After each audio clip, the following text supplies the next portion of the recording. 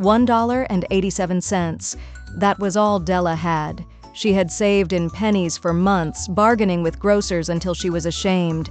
3 times she counted it, $1.87. And the next day would be Christmas. There was nothing to do but flop down on the shabby little couch and cry. So Della did as such in their cheap apartment.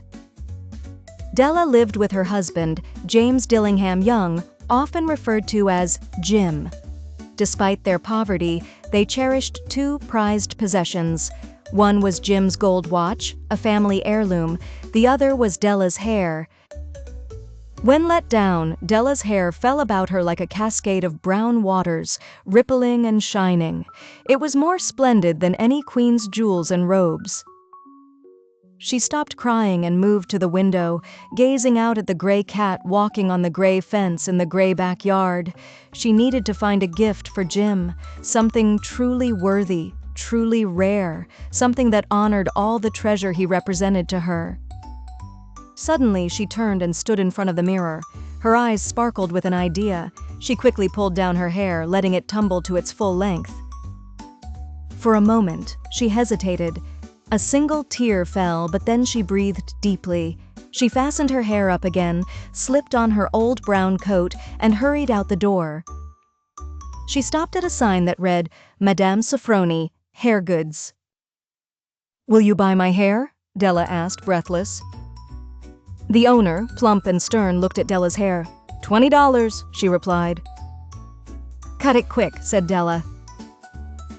For the next 2 hours, Della searched the stores looking for Jim's perfect gift. And then she found it. It seemed to have been made for Jim and no one else. It was a platinum watch chain, simple and elegant, perfectly suited for his watch. As soon as she saw it, she knew Jim must have it. His watch was fine, but he had only a worn-out leather strap to hold it. They charged her $21 for the chain. She rushed home with 87 cents remaining. Back at the apartment, Della took curling irons and made her hair as presentable as possible under the circumstances. She resembled a truant schoolboy with short, tight curls and looked into the mirror nervously. "If Jim doesn't kill me," she murmured, "he'll say I look like a chorus girl. But what could I do with $1.87? At 7, Jim came home. He was thin and serious, only 22 and burdened with a family's welfare. He stepped in and stood still at the door, eyes fixed on Della. In them was an expression she couldn't read. It was not anger, surprise, or disappointment. He just stared at her. "Jim, darling," Della began quickly, "don't look at me like that. I sold my hair to buy your present. I couldn't face Christmas without giving you something. It'll grow back fast. Are you mad at me? Say, Merry Christmas, Jim." "You've cut your hair?" Jim asked, still bewildered.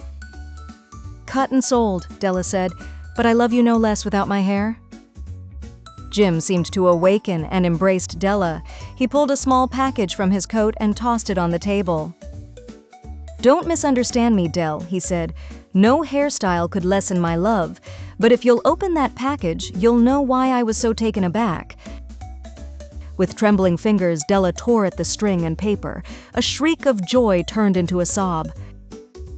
There lay the combs set Della had admired in a Broadway window. They were ornately designed with genuine tortoiseshell and shimmering rims, perfectly made for her vanished hair. She knew their price, coveted them longingly, but never hoped.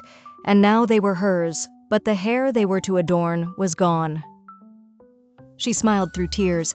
"My hair grows fast, Jim." She recalled her gift and handed it to him. "Isn't it wonderful, Jim? It took me forever to find this. You'll check the time a dozen times a day now. Let me see how it looks with your watch." Instead of obeying, Jim sank onto the couch, grinned, and said, "Dell, let's put our presents away for now. They're too exquisite to use right away. I've sold the watch to buy those combs for you." The story ends here. The Magi, wise men who brought gifts to the infant in the manger, invented gift-giving on Christmas. Regardless of the seeming foolishness of Della and Jim, who sacrificed the most meaningful items in their lives for each other, they were wise. They truly were Magi.